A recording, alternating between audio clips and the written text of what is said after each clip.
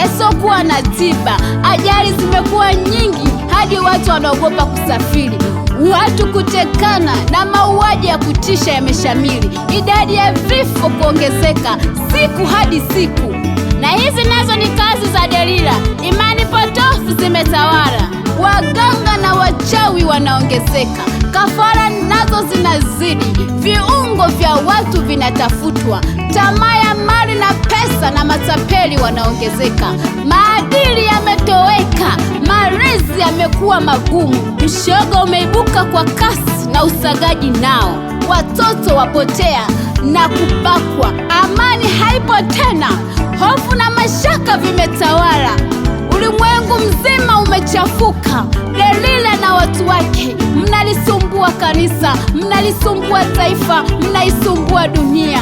Delila na watu wake, na hii ni mipango yao, kuangamiza injili ya kweli, kuimiliki dunia na kuitawala, kuangamiza watumishi wote wa kweli.